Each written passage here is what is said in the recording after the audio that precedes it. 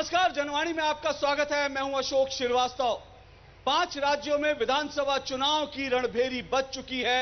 माहौल अब गरमाने लगा है और इन 5 राज्यों में एक एक करके हम जा रहे हैं। यहां की जनता के मुद्दे क्या हैं, जनता की नब्ज टटोलने की कोशिश कर रहे हैं। जनता इन चुनावों को लेकर क्या उम्मीदें लगा रही है तमाम राजनीतिक पार्टियों से, और राजनीतिक पार्टियां क्या वायदे लेकर जनता के बीच जा रही हैं। इस सिलसिले को हम शुरू कर चुके हैं और आज इस सिलसिले को बढ़ाते हुए हम आज आ पहुंचे हैं गुवाहाटी में, असम में। और असम इन 5 राज्यों में से एक ऐसा राज्य है जो बेहद अहम है।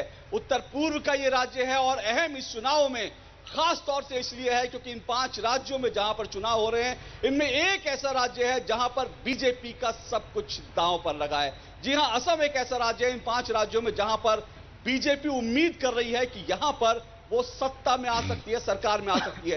दिलचस्प बात यह है कि बीजेपी का अगर यहां पर पूरी तरह से इतिहास देखेंगे तो बीजेपी यहां पर एक मार्जिनलाइज्ड पार्टी रही थी, लेकिन पिछले लोकसभा चुनाव में जिस तरह से नरेंद्र मोदी का जादू चला, उसके बाद बीजेपी ने न सिर्फ 7 लोकसभा की सीटें जीती बल्कि उसका जो वोट प्रतिशत था उसमें करीब करीब 25% का इजाफा हुआ और 36% से ज्यादा वोट लोकसभा चुनाव में बीजेपी को मिले। और आमतौर पर अगर कहें असम की बात करें तो यहां माना जाता है कि 35 से 36% अगर वोट किसी को मिल जाते हैं तो उसकी सरकार बनना तय हो जाता है।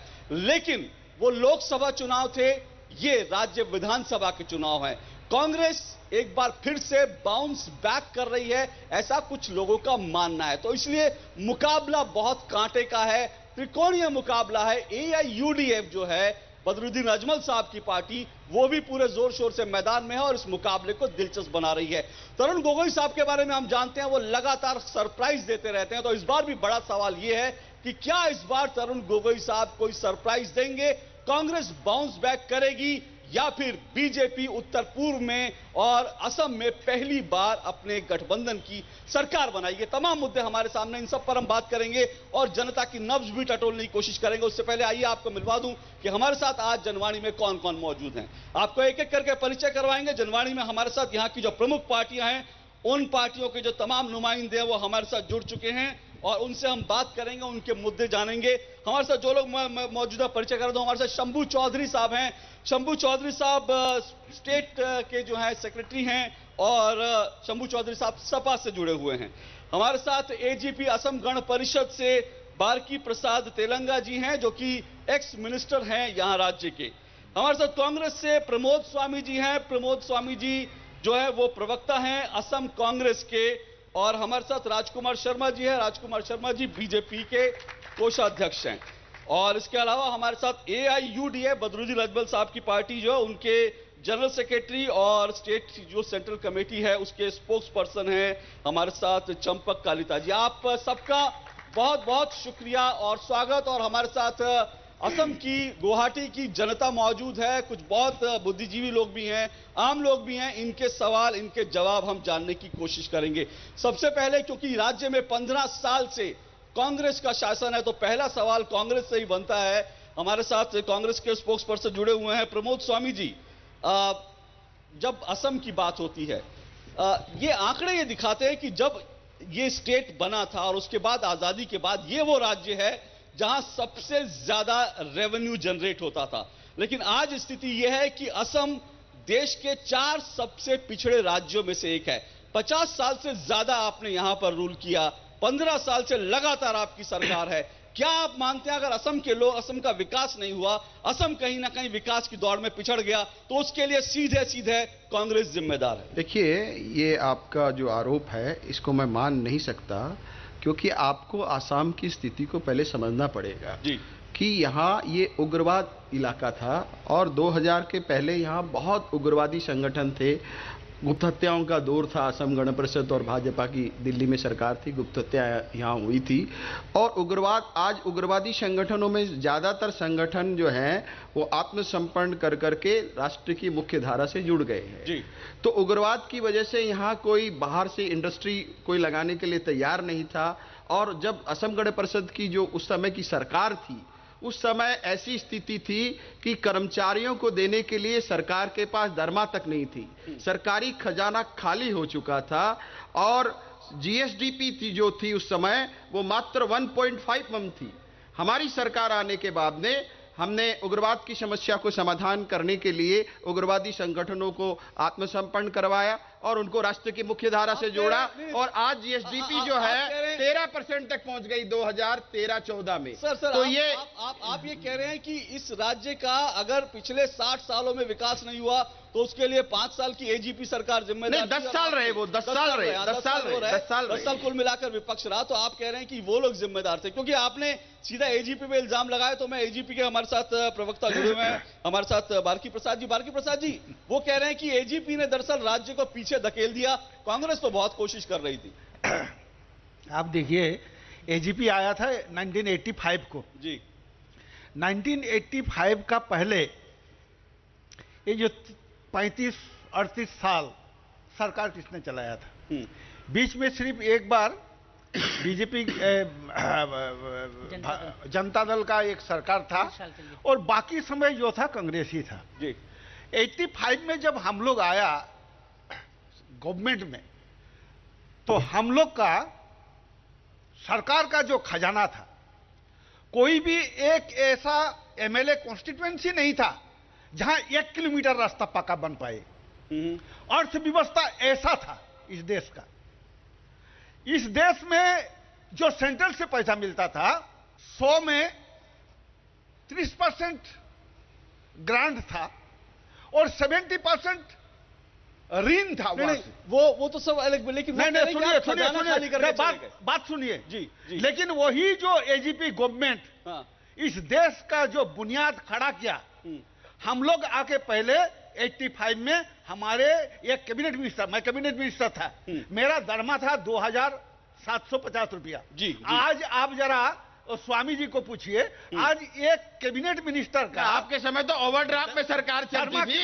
अरे वो आरबीआई ने बैन लगा के रखा था। जो भी हो देश का हालत क्या पर था? कैपिटा इनकम कितनी थी? राजकुमार जी, 12,803 रुपए। अरे वो आंकड़ा छोड़िए, वो आंकड़ा कैसा बनता है हम लोग जानते हैं, आप नहीं जानेंगे। देखिए, ये आंकड़े झूठ नहीं बोलते हैं। चुनाव के समय में इस तरह के आरोप सब पार्टियां एक दूसरे पर लगाती है, लेकिन राजकुमार जी आप क्या कहेंगे? आज आप एक तरह से जो है सरकार बनाने का दावा कर रहे हैं, लेकिन जी, मेरा एक आम आदमी के हिसाब से मेरा एक प्रश्न रहता है। आम आदमी को जीएसडीपी ग्रोथ कितनी हुई, जीडीपी ग्रोथ कितनी हुई, ये कितनी हुई, वो कितनी, उससे उसको कोई मतलब नहीं है।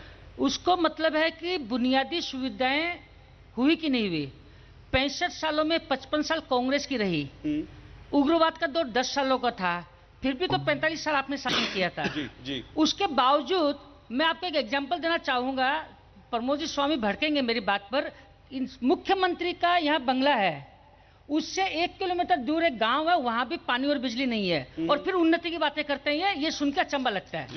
यहाँ से मेरे को प्रमोद जी बोलने दीजिए प्लीज, प्रमोद जी मेरे को बोलने दीजिए। बातें आम आदमी को, अब जीएसडीपी ग्रोथ 13% हो गई, ये इकोनॉमी के डाटा जो कुछ इकोनॉमिस्ट अर्थशास्त्री हैं उनके समझ में आते हैं। मेरी जरूरत क्या है? मेरी जरूरत है पानी, मेरी जरूरत है शिक्षा व्यवस्था, मेरी जरूरत है खाना, मेरी जरूरत है नौकरी। आप कह रहे हैं बेसिक। असम में अशोक जी जल जंगल जमीन तीनों है। यह जल बहुत है, जंगल बहुत है, जमीन बहुत है। उसके बावजूद रास्तों का अभाव है, बिजली पिछले 15 सालों में 1 मेगावाट इन्होंने बढ़ा नहीं पाए, और ये डाटा बताते हैं। आज असम को अवार्ड मिला है। चले बात तो प्रमोद जी की समस्या क्या है? ठीक, मैं एक पर आऊं। मेरा पॉइंट यही है, जनता की समस्याएं कितनी दूर हुई, इसके बारे में आप बताइए। आप जरूर दावे करिए, और आप अपने घोषणा पत्र भी आप लाए, उसमें भी आपने बहुत सारे, उस सब पे बात करेंगे। लेकिन चंपक जी, सबसे पहली बात मैं आपसे इस मुद्दे पर आए, क्योंकि एआईयूडीएफ का ग्राफ जो है हमने देखा है कि यहां पर लगातार बढ़ता गया है। पिछले 2 विधानसभा चुनाव से लोकसभा चुनाव में एआईयूडीएफ ने अगर कुल मिलाकर विधानसभा सीटें देखे तो कांग्रेस से भी ज्यादा बढ़त बनाई थी। लेकिन चंपक कलिता जी, आपके नेताजी बोलते हैं कि भाई जो भी सरकार बनाएगा हमारे बिना नहीं बना सकता। यह आपका आत्मविश्वास अच्छा है, लेकिन सवाल सबसे बड़ा यह है, आप सरकार बनाएंगे किसके साथ? किसको सरकार का समर्थन नहीं? क्योंकि आप दिल्ली में जाते हैं तो आपको लगता है कहीं और है, यहां आते हैं तो कहीं और है। लोग कहते हैं आप पलटी बहुत मारते हैं। एक बड़ा दिग्गज कवि का एक कविता याद आया मुझे जी। कि सूरज गिर गया अंधकार में ठोकर खाकर, कुबेर भीख मांगे झोली फैलाकर, कण का भूमि कण कण का मोहताज हो गया, माँ का दामन रुपच्छुता का केस हो गया। वाह, तो वाह। असम का ये हाल है। जी, कुल जिम्मेदार मिला कौन के है? नहीं, मेरे बात सुनिए। हाँ, असम के कुल मिला के ये हाल है। असम में तेल है, असम में कोयला है, असम में चाय है, असम में पानी है, फिर भी आज असम पिछले राज्य में इसीलिए है। इसके लिए कोई अगर जिम्मेवार है तो कांग्रेस और बीजेपी, ये दोनों इसके लिए जिम्मेवार है। और इसका सबूत मैं कांग्रेस के लिए बोल रहा हूं कि 1950 में जो फेडरल स्ट्रक्चर का स्टेट लिस्ट बना था, तो असम ही एक ऐसा स्टेट था जहां तेल पैदा होता था, लेकिन वो स्टेट लिस्ट में असम को नहीं दिया गया। अगर दिया गया होता तो कुवैत, दुबई, सऊदी अरब से असम ज्यादा अमीर होता, क्योंकि कुवैत, सऊदी अरब में पानी खरीदना पड़ता है, लेकिन असम में पानी नहीं खरीदना पड़ता। असम भारत का सबसे ज्यादा जल संसाधन वाला स्टेट है। इसीलिए हमारा जो बात आप कह रहे हैं कि बहुत अच्छी थी, पर मेरे सवाल का भी जवाब जो दे कह दीजिए रहे हैं कि हमारा सरकार के बारे में, बदरुद्दीन अजमल साहब के बारे में, हम पलटी मारने वाले में से नहीं है। किसके साथ हम सरकार बनाएंगे? किसके साथ? किसी के साथ सरकार नहीं बनाएंगे। हाँ? किसी को अगर सरकार बनाना होगा तो हमारे साथ आना पड़ेगा। शंभू जी, समाजवादी पार्टी यहाँ पर कुछ सीटों पर चुनाव लड़ रही है। जी। कोई मुद्दे हैं कि आप सिर्फ खेल बिगाड़ने के लिए उतरे? नहीं, हम लोग किसी का खेल बिगाड़ते नहीं जी। अब हमारा सीधा सीधी ये है कि हम लोग विकास लेके चले हैं, अब विकास के ही रास्ते कैसे चलेंगे। विकास करेंगे? 10-15 सीटों पे लड़ेंगे, अगर कुछ मिल गई तो? स्टार्ट जब बच्चा जन्म लेता है तब तो अबोध होता है, वो चल भी नहीं पाता है, धीरे धीरे पेट के बल से चलता है, फिर घुड़कता है, फिर दौड़ता है, फिर तुतला के बोलता है, फिर जवान होता है। और तो मैं यहाँ कदम रखा हूँ, हाँ, जब समय आएगा तो वो वक्त भी दिखाएंगे हम लोग कैसे विकास करते हैं। जी। और जिस तरह से ये कहते हैं कि ये पीडीपी के साथ में मिलकर सरकार बना लिए, यहाँ यूडीएफ के साथ मिलकर, तो क्या वो पीडीपी वाले जो मुसलमान भाई हैं, इस्लामी भाई हैं, या यहाँ के यूडीएफ के जो मुसलमान भाई हैं, क्या वो हिंदुस्तान के पब्लिक नहीं है? जी, बार्गी प्रसाद जी, आपसे मेरा एक सवाल सीधा सा है। एक बात पिछले एक मिनट, मेरा आपसे एक सीधा सवाल है इन सबसे अलग करके, क्योंकि आप बीजेपी के साथ अलायंस करके चुनाव में उतरे हैं, ठीक है।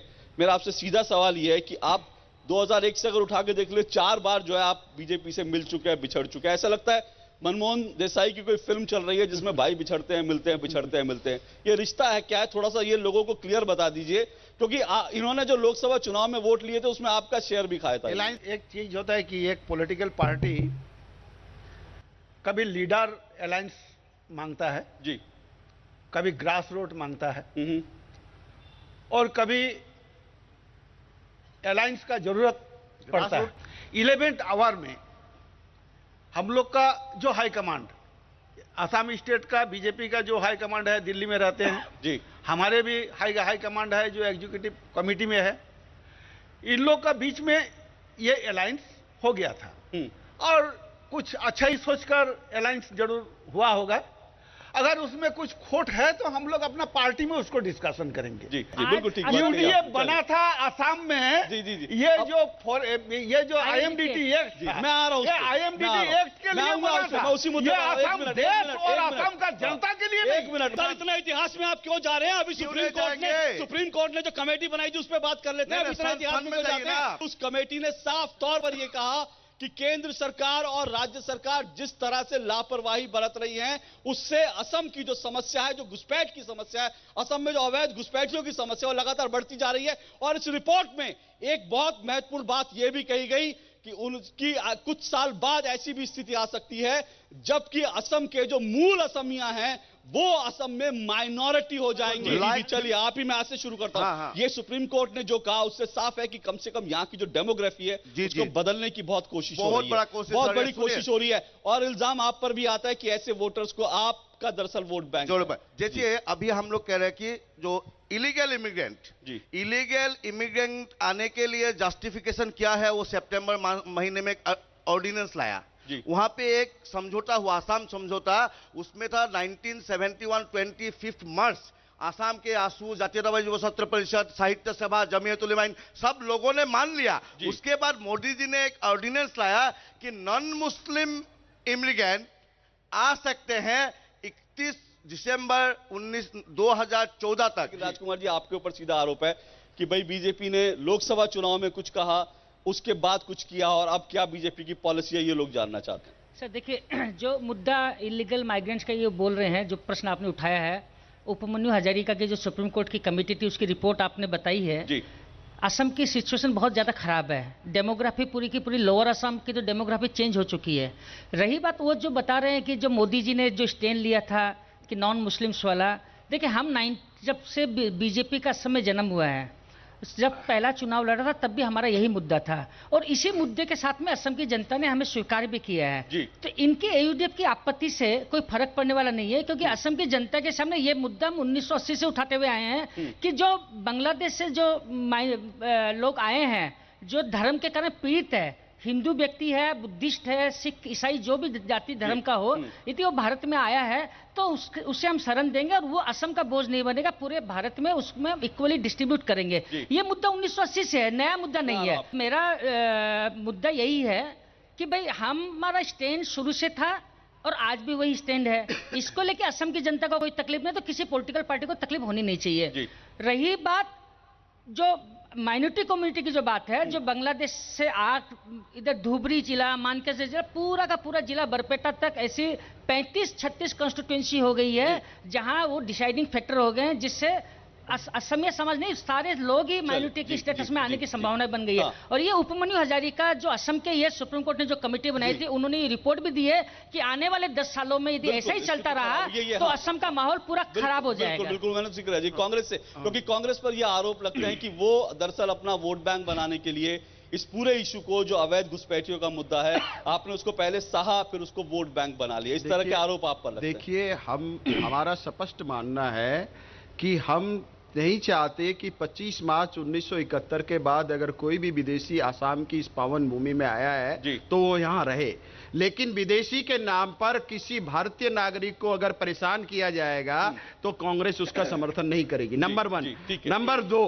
हमने इस समस्या के समाधान के लिए क्या किया वो मैं बताना चाहता हूं कि हमारी सरकार जब माननीय मुख्यमंत्री श्री तरुण गोगोई जी के नेतृत्व में आई तो हमने त्रिपक्षीय वार्ता की, जो उस समय के आसू के नेता थे उनके साथ ने, और केंद्र सरकार और राज्य सरकार तीनों जन बैठ करके इस समस्या के समाधान के लिए हम लोगों ने त्रिपक्षीय वार्ता आयोजित की। और उस त्रिपक्षीय वार्ता में हमने सिद्धांत लिया कि एनआरसी को अपडेट किया जाए। अगर नेशनल रजिस्टर सर्टिफिकेट अगर अपडेट हो जाता है तो इस समस्या का समाधान हम कर सकेंगे। तो आज उस दिशा में हम लोग अग्रसर हैं और इस समस्या को भावनात्मक मुद्दा बना करके भारतीय जनता पार्टी जो राजनीति करना चाहती है वो राजनीति असम की जनता उस राजनीति का कभी समर्थन नहीं करेगी। मुझे दूसरे लोगों के पास भी जाने दीजिए, क्योंकि हमने अब तक 2 मुद्दे उठाए। एक मुद्दा सीधा सीधा असम के विकास से जुड़ा है।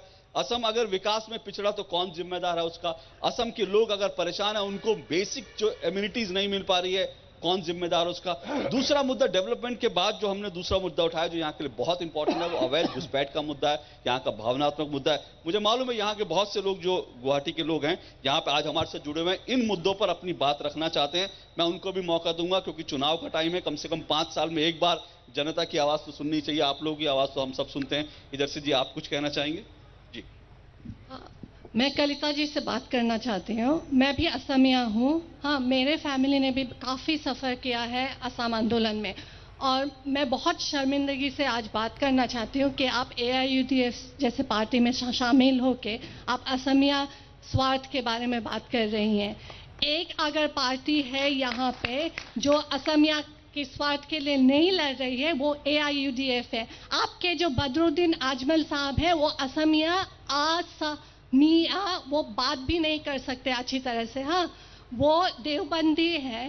हाँ, वो धर्म के नाम पे वो आप उनके हर एक स्पीच में जाइए, वो धर्म के नाम पे वो वोट मांगते हैं, और आप यहाँ पे बैठ के आप ड्रामा कर रहे हैं कि शहीदों के बारे में आप मत कीजिए।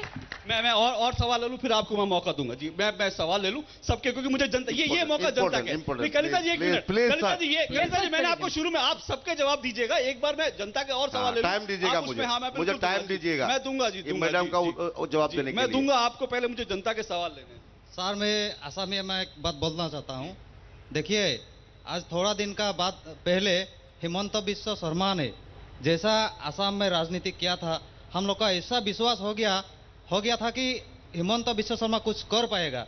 ऐसा भाषण दिया था है कि गुजरात का पाइप में पानी नहीं निकलता है, तेज बहता है। तो उसी पार्टी अभी कैसे अच्छा हो गया, कैसा पवित्र हो गया कि वो जाके पूरा कांग्रेस का अभी बदनाम करता है, दूसरा पार्टी का बदनाम करता है। आप ये कह रहे हैं कि यहाँ पे जो उठा पटक चली, मैं उस पर राजकुमार जी आपसे लूंगा। इधर से और जनता के सवाल क्या आना चाहते हैं? जी जी। देखिए, मैं स्वामी जी को एक सवाल पूछना चाहता हूँ।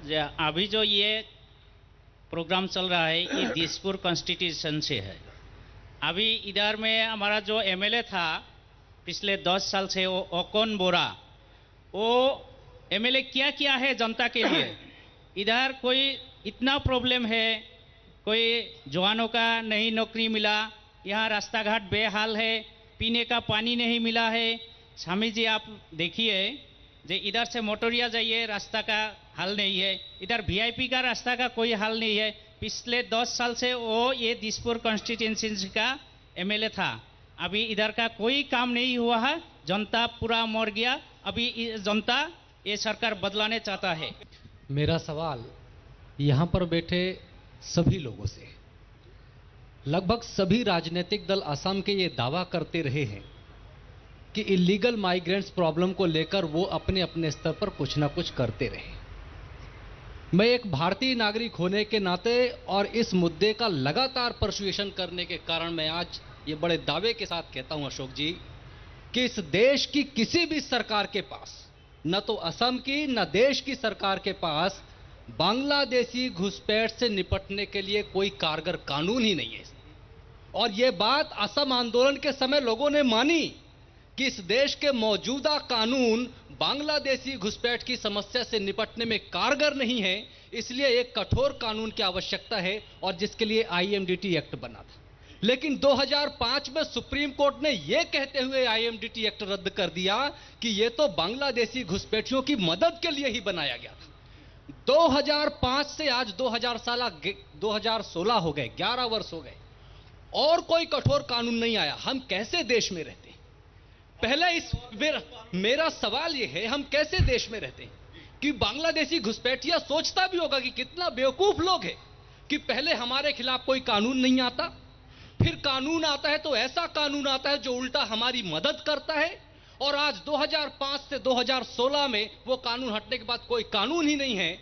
क्या मुझे ये आश्वासन दिया जा सकता है, आप सारे राजनीतिक दल, किनकी सरकार बनेगी मुझे नहीं मालूम, लेकिन जो भी सरकार बनाएगा क्या ये आश्वासन दे सकता है कि यदि उनकी सरकार आई तो एक ऐसा कठोर कानून इस विधानसभा में लाएंगे या केंद्र की सरकार को मजबूर करके लाएंगे कि जिससे घुसपैठ करने वाले, घुसपैठ कराने वाले, उनकी मदद करने वाले, उनको फर्जी दस्तावेज देने वाले सभी को कठोर दंड का प्रावधान हो। एक मैडम जी ने मुझे बोला कि मैंने नाटक किया, तो शहीदों को लेके भावुक होना भी अगर नाटक है तो मेरे आपसे हमदर्दी है मैडम, कोई बात नहीं। पहले दूसरी बात, तो ये जो बोला कि बदरुद्दीन अजमल जी देवबंदी है, तो मुझे फक्र है मैडम, ये देवबंद आजादी का जंग का मरकज था, उसका बाद वो मदरसा बना। आप थोड़ा जमीयत का जो इतिहास है उसको खंगाल के देख लीजिएगा। ये दूसरी बात। तो तीसरी बात, जो असम विरोधी आप हमें बोल रहे हैं, तो जब लैंड डील का बात हुआ, असम बांग्लादेश को जमीन नहीं देंगे, तो एआईयूडीएफ ने पार्लियामेंट में उसके लिए विरोध किया।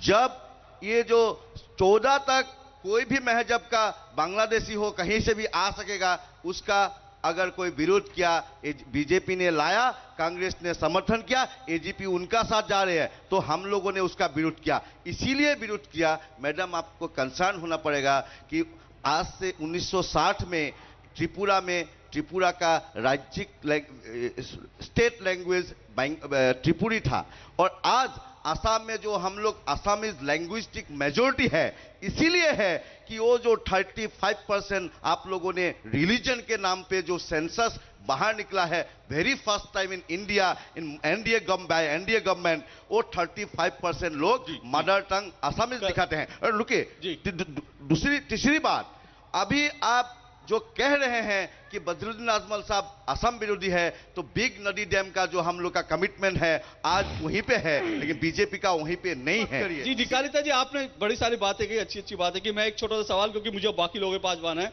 क्योंकि आपने जो बातें कही, जो आपकी विचारधारा है, वो एक अलग जगह, उसका आप लोगों ने सवाल किया, आपने जवाब दिया, लेकिन आपके ऊपर साफ तौर पे आपके ही लोग आरोप लगा रहे हैं कि भाई बदरुद्दीन अजमल साहब तो टिकट बेच रहे हैं। पार्टी के लोग, आपके 5 जो विधायक थे, उन्होंने साफ तौर पर आरोप लगाया कि पैसे देकर टिकट जो है बांटी जा रही है और उनकी कोई आइडियोलॉजी नहीं है। असम के लिए सवाल है कि लगातार आपका ग्राफ बढ़ता गया, पर फिर भी आपने डिलीवर कुछ नहीं किया। जिन वोटर से वोट लिए उनको भी डिलीवर तो जो विधायकों ने टिकट नहीं मिला, हम लोगों ने कम से कम 5-6 विधायक चेंज किया। जिन विधायकों ने को टिकट नहीं मिला, उन विधायकों का जो आंगुर खट्टा वाली बात है, टिकट नहीं मिलने का बाद उन लोगों ने प्रेस मीट करके बोला कि पैसा मांगा है। अगर वे पहले बोलते तो मान जाते, तो जो लोगों को टिकट नहीं मिला, टिकट मिलने का बाद बोलने का कोई क्रेडिबिलिटी नहीं है। और वो लोगों का एआईयूडीएफ के बिना वो जो गुल अख्तरा है वो जिला परिषद में हारी हुई है। एआईयूडीएफ में 1 पैसा का भी लेन देन नहीं होता है टिकट का। बहुत जिम्मेदारी से मैं बोल रहा हूँ यहाँ। चलिए स्वामी जी, एक बड़ी बात है कि जो मुद्दे जो विकास के हैं, लोगों को लगता है भाई विकास तो नहीं हुआ, विकास लोगों को लगता है कि कहीं ना कहीं चूक जरूर हुई है। आप जरूर आंकड़े कुछ जगह, लेकिन जो जनता महसूस करती है वो कहती है कि भाई पानी की समस्या है, बिजली की समस्या है, बेसिक एम्यूनिटीज नहीं है अगर असम में। तो उसके लिए सवाल है कि आपका रोड मैप क्या? विकास को अगर आप उनका मापदंड अगर आप देखेंगे तो पहले विश्वविद्यालयों की संख्या यहाँ 2001 में मात्र 5 थी, आज 19 हो गई। चिकित्सा महाविद्यालय पहले 3 थे, आज 6 हो गए। इंजीनियरिंग कॉलेज जो थी पहले 2 थी, आज 19 हो गए। 2,20,000 छात्र छात्राओं को कंप्यूटर दिया गया। ठेके पर आधारित और नियमित रूप से 72,703 टेट शिक्षकों की नियुक्ति हुई और सेल्फ हेल्प ग्रुप के तहत आज लाखों लोगों को रोजगार दिया गया। सर ये सारे जो आंकड़े क्या झूठे हैं? सर मैं नहीं कह रहा झूठे है, मैं ये नहीं कह रहा, जनता की भावनाएं आप नहीं समझ रहे। तो सुनिए, आप जो आंकड़े दे रहे हैं ना, जनता का पेट, जनता की भावना तो इलेक्शन हो जाने दीजिए, पता चल जाएगी कि जनता की क्या भावना है। जनता का पेट आंकड़ों से नहीं बढ़ता। आंकड़े मैं भी बहुत से दिखा सकता हूं, जिसमें यह है कि पिछले 15 सालों में, 10 सालों में 32,000 से ज्यादा जो स्मॉल स्केल इंडस्ट्रीज हैं, वो यहां पर 32,000 से ज्यादा स्मॉल स्केल इंडस्ट्री बंद हुई है। एक आंकड़ा यह भी कहता है कैग का 1,80,000 करोड़ का घोटाला हुआ है आपके शासन में। एक आंकड़ा यह भी कहता है घोटाला हुआ तो उसका सबूत दीजिए ना। 1 मिनट, योजना आयोग, लोकायुक्त है, लोकायुक्त पे जाके कोई कंप्लेंट क्यों नहीं करवा? योजना आयोग की रिपोर्ट कह रही है कि जितना पैसा आता है उसमें से बहुत सारा पैसा जो है वो निकल जाता है, वो ग्राउंड पे पहुंचता ही नहीं। पर जनता की जो बात है उसको समझने की जरूरत है। बिल्कुल जनता जनार्दन है। तो ये हाँ, ये चलिए, ये आपने बात कही, मैं इसलिए कह रहा हूँ ललित मोदी को जो वसुंधरा जी ने भेज दिया, वो क्या दुर्नीति नहीं थी? फिर आप सर इधर उधर चलेंगे। मैं आपसे देखिए, अगर लोकसभा चुनाव में कांग्रेस ने जिस तरह से अपना वोट परसेंट लूज किया, कहीं ना कहीं जनता के बीच में आपकी पार्टी के शासन को लेकर लोगों के बीच में एक निराशा। इसकी मूल वजह यह है कि नरेंद्र मोदी जी जब यहां आए थे तो उन्होंने कहा कि 16 मई के बाद में यहां एक भी विदेशी नहीं एक भी विदेशी आपको देखने को नहीं मिलेगा। और दूसरी बात उन्होंने कही कि आपने कांग्रेस को 60 साल दिए हैं और हमें 5 साल दीजिए। तो उनको 5 साल, उनका 1 साल जो है कांग्रेस के 5 साल के बराबर था। तो आज उन्होंने 2 साल में उनके 10 वर्ष हो गए, तो 10 वर्ष में उन्होंने कितने विदेशी भगाए? दूसरी बात यह है, उन्होंने कहा कि भारतवर्ष के प्रत्येक नागरिक को 15-15 लाख रुपए मिलेंगे। आज हमारी माताएं, बहनें और भाई लोग यहाँ बैठे हुए हैं, कितने लोगों को 15 लाख रुपए मिले? जरा बताओ भैया, मिले किसी को? और जब अमित शाह जी को कोई प्रश्न करता है तो ये कहते हैं कि ये तो चुनावी जुमला था। राजकुमार जी कह रहे हैं कि भाई आप बहुत वादे तो करते हैं लेकिन पूरे नहीं करते, तो इस बार कैसे जनता विश्वास कर ले? और जो मुद्दे, जो सवाल जनता की तरफ से उठे थे, मैं चाहूंगा उन पर भी आप अपनी पार्टी का रुख साफ करें। मैं आपको विश्वास दिलाता हूं, इस विषय में भारतीय जनता पार्टी बहुत सीरियसली काम कर रही है और हमारा मुख्य मुद्दा भी यह है कि असम सुरक्षित रहे, असम समृद्धिशाली रहे, असम विकसित हो। हमारे ये 3 मुद्दे हैं। असम की जाति और माटी की रक्षा करने के लिए भारतीय जनता पार्टी वचनबद्ध है। जी, तो आप लगातार आरोप लगाते रहे हैं कि भाई असम का विकास नहीं हुआ। सवाल जनता ये भी जानना चाहती है कि आप आएंगे तो कैसे विकास? आपके रोड मैप है, आपने विजन डॉक्यूमेंट दिया, पर वो विजन डॉक्यूमेंट सर 10 साल का विजन डॉक्यूमेंट है। पर सवाल ये कि आपको 10 साल, अभी पहले एक मौका मिलेगा तो उसके बाद दूसरा मौका। मेरे को यदि बोलने दिया जाए तो 2 साल में मैं आपको एग्जाम्पल दे सकता हूं। देखिए, प्राइम मिनिस्टर ग्रामीण सड़क योजना, भारतीय इंफ्रास्ट्रक्चर डेवलपमेंट के बारे में भारतीय जनता पार्टी कितनी सीरियस थी ये आप सोच सकते हैं। 2 साल 18-20 महीने हुए बीजेपी को सरकार, केंद्र में सरकार बनाए हुए। यहाँ हाईवेज के रास्ते बंद हो चुका था काम होना, फिर शुरू हो चुका है। नितिन गडकरी ने नेक्स्ट 5 सालों के लिए 1 लाख करोड़ रुपीस का प्रोविजन किया इंफ्रास्ट्रक्चर डेवलपमेंट के लिए। बोलने दीजिए प्रमोद जी, आप भी बोलिए, आपको मौका मिलेगा। आपको मौका, आखिरी मौका दूंगा। 1 मिनट रुकिए, मुझे दूसरा आप देखिए, जो गैस क्रैकर प्रोजेक्ट 15 सालों से लंबित पड़ा था, हमने जैसे भी है उसको शुरू तो करवाया। जो आसाम एकॉर्ड की बातें करते हैं, 35 साल पहले आसाम एकॉर्ड हुआ था, 30 साल पहले, आज तक वो काम नहीं हुआ। डबल ट्रैक रेल, आपके रेलवे लामडिंग से रेलवे का काम, लखीमपुर से गुवाहाटी को जोड़ना, ईटानगर से जोड़ना। अभी नितिन गडकरी ने काफी 5 ब्रिज और मैं आ रहा हूँ सर, मैं आपको मौका दूंगा। एक आखिरी मुझे छोटा सा ब्रेक लेना है, एक छोटा सा ब्रेक लेना। ब्रेक के बाद मैं आखिरी मौका आप सबको अपनी बात कहने का आखिरी मौका देना चाहता हूँ, पर एक छोटा सा मुझे ब्रेक लेना है। इस ब्रेक के बाद मैं बात करूंगा, खास करके एक मुद्दा जरूर मैं छूना चाहूंगा। चाय बागान जो है, वहां के जो मजदूर हैं, वहां की जो स्थिति है वो भी बहुत अच्छी नहीं है। क्या जो भी नई सरकार आएगी, चाहे किसी की भी सरकार हो, क्या वो आश्वासन दे सकती है कि चाय बागान मजदूरों की स्थिति जो है वो इस चुनाव के बाद दरअसल बदलेगी? इस पर भी बात करूंगा और अपनी आखिरी बात रखने का मौका सबको दूंगा इस ब्रेक के बाद। सूखा हो या बेमौसम की बरखा हो, कीड़ा लगे खेत में या दुविधा हो, बहुत ही कम प्रीमियम पे पूरी हो भरपाई, फसल बीमित रहे कटाई के बाद भी भाई। हाँ, ऋणी या अऋणी अब हर किसान लाभ उठाए, एक मौसम कदर है सब किसान बीमा कराए, प्रधानमंत्री फसल बीमा योजना से हर किसान मुस्काए। कृषि और किसान कल्याण मंत्रालय द्वारा किसान हित में जारी। किशोर अवस्था हम सब की जिंदगी का बहुत ही अहम पड़ाव होता है, जिसमें हम सब बहुत ही महत्वपूर्ण शारीरिक और मानसिक बदलावों से गुजरते हैं। इस उम्र में खून की कमी यानी अनीमिया काफी आम है, जिसके कारण कमजोरी, चिड़चिड़ापन और थकान जैसी शिकायतें आती हैं। सप्ताह में एक बार IFA की नीली गोली लेना किशोर अवस्था में विकास के लिए सहायक होता है। ये नीली गोली शासकीय शालाओं, आंगनबाड़ी केंद्रों और शासकीय स्वास्थ्य संस्थाओं में निःशुल्क मिलती है। मैं आशा करती हूँ कि आप सब किशोर और किशोरियां साप्ताहिक IFA की इस नीली गोली का सेवन जरूर करेंगे। अस्पताल में गंदगी हो सकती है, कुछ छूना मत और बीमार पड़ जाओगी। अरे दीदी, अब सब बदल रहा है। इतनी साफ सफाई? जी, हम सब ने मेहनत की है ताकि आपके इलाज में कोई कमी ना आए। बदल रहा है, बदल रहे हैं। स्वास्थ्य केंद्र अब स्वच्छ हो रहे हैं और ये आपके ब्लॉक में भी संभव है। बस पहल करनी पड़ेगी हमको और आपको भी। स्वच्छता का संकल्प करें, स्वास्थ्य केंद्र का कायाकल्प।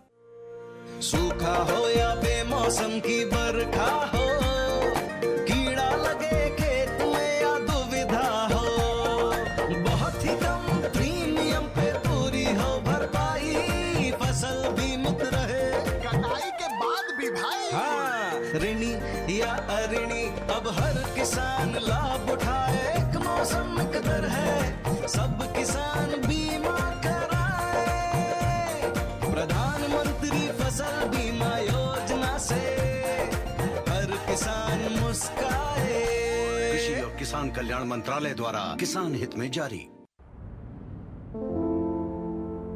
मैं अमिताभ बच्चन आज आपके सामने वो कहने जा रहा हूं जो मैंने पहले कभी नहीं कहा। मैं एक रोगी, हेपेटाइटिस बी का रोगी। 1982 में कुली फिल्म की शूटिंग के दौरान मेरे साथ एक दुर्घटना हुई। ऑपरेशन करवाना पड़ा और मेरे शरीर में 60 बोतल खून चढ़ाया गया। खून का कोई एक सैंपल हेपेटाइटिस बी इन्फेक्टेड था जो मेरे लिवर तक पहुंच गया।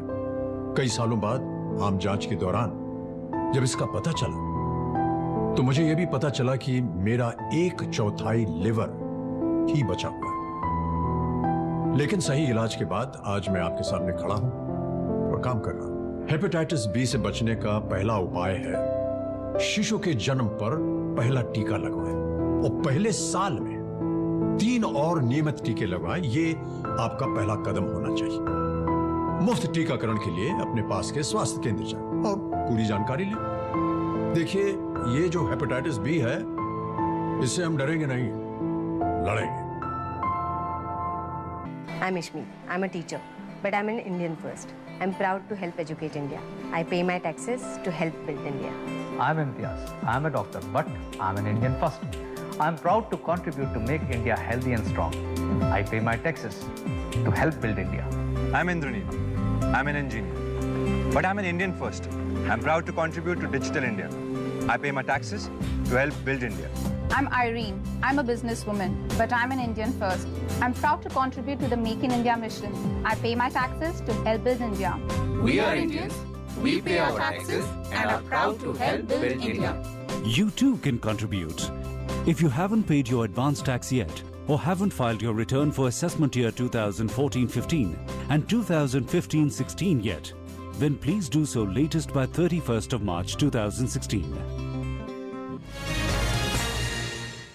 जनवाणी में आपका एक बार फिर स्वागत है। मेरा आपसे निवेदन है कि जो मुद्दे खास कर क्योंकि चाय बागान ब्रेक पे जाने से पहले मैंने कहा था कि यहाँ पर आप सब लोग अपनी समझ बात करें, क्या आप असम के बदलाव के लिए करेंगे, अपनी अपनी बात रखें, लेकिन साथ में एक बात, क्योंकि चाय बागान मजदूरों की स्थिति यहाँ पर बहुत खराब है और जो आंकड़े हैं वो कहते हैं 126 में से 35 सीटें हैं जो चाय बागान जो मजदूर हैं और वहां से जुड़े जो तमाम कृषक हैं वो लोग डिसाइड करते हैं, लेकिन फिर भी उनकी स्थिति में पिछले कई सालों में बदलाव नहीं आया है।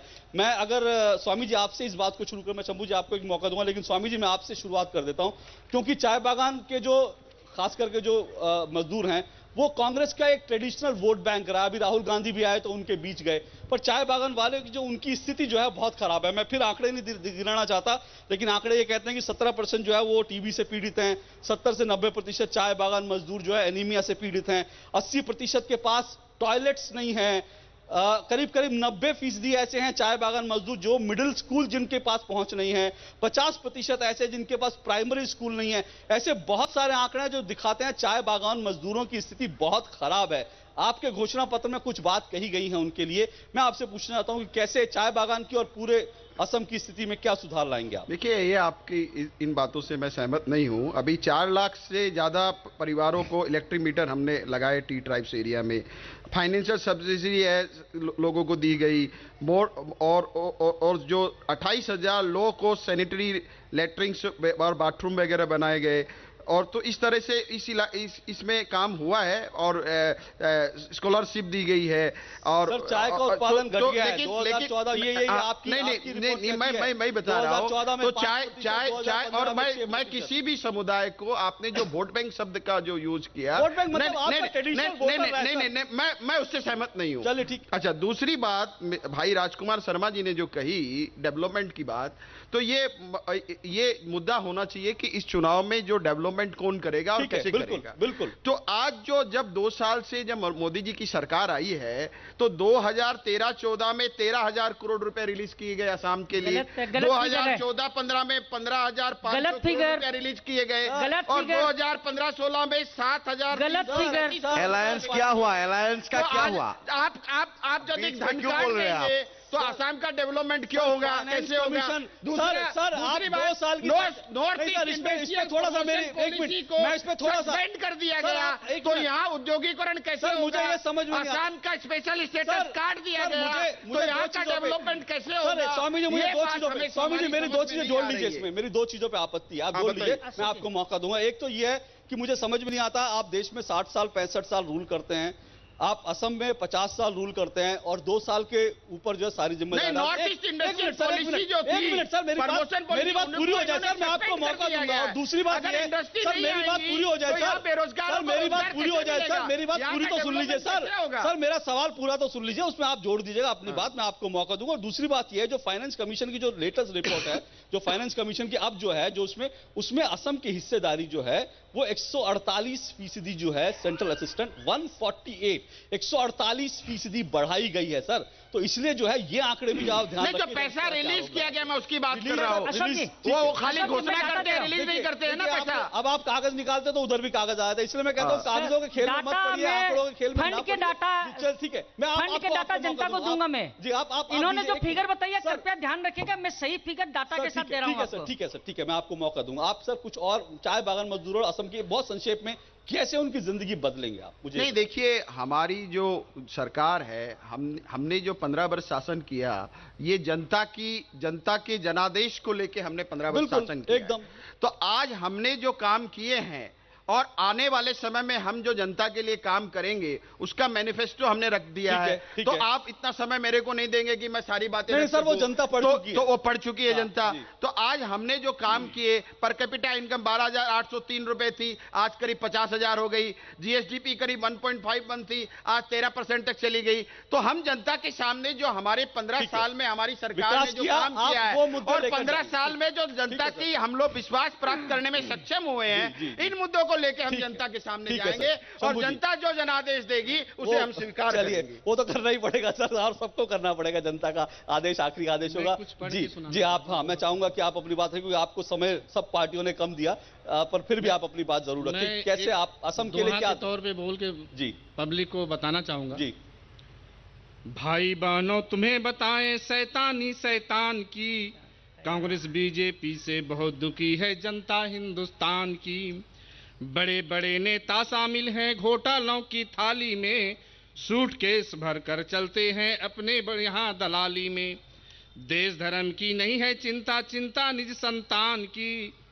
कांग्रेस बीजेपी से इसीलिए मुलायम जी ने अखिलेश यादव को बैठा दिया सर। मैं उनको अपने संतान की चिंता नहीं है। बताऊंगा जा रहे हैं, अखिलेश जी को बैठा दिया।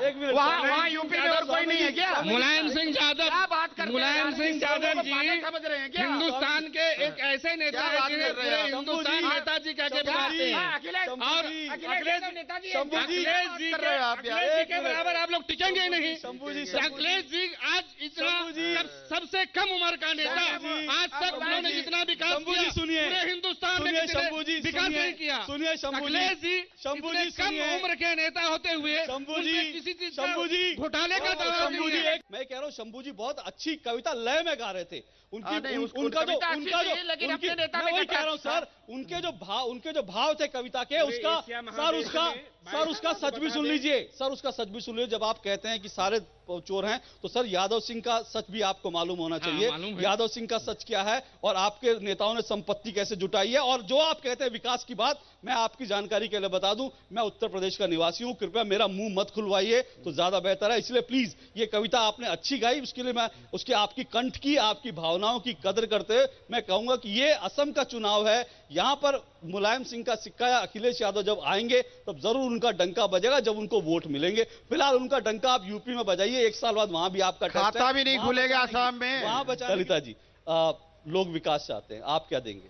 जी देखिए, जहां तक आपने चाय बागान वाली बात कहा था, तो यहाँ में 6 शेड्यूल में 6 जात है जी।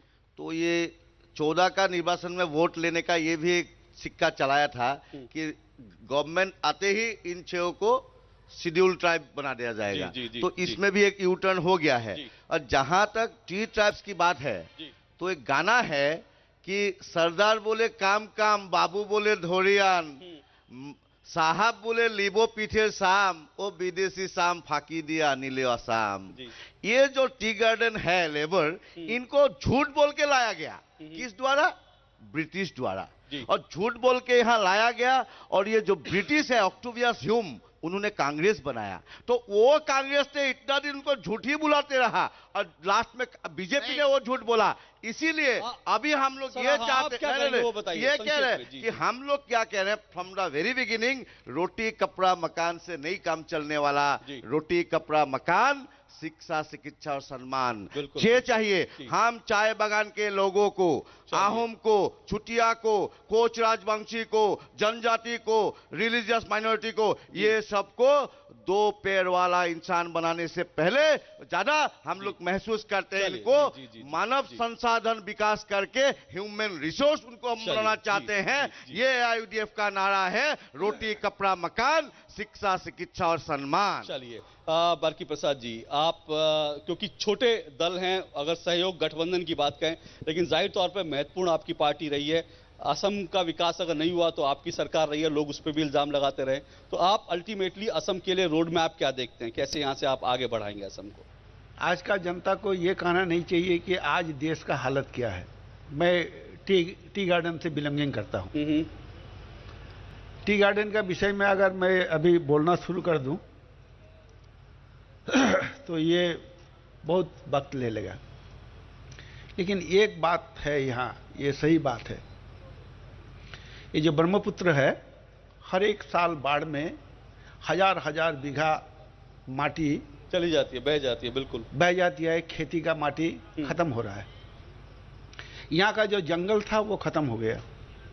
कैला जो था वो कोयल भी अभी उसको जैसा खुशी ऐसा लूटा गया उसको।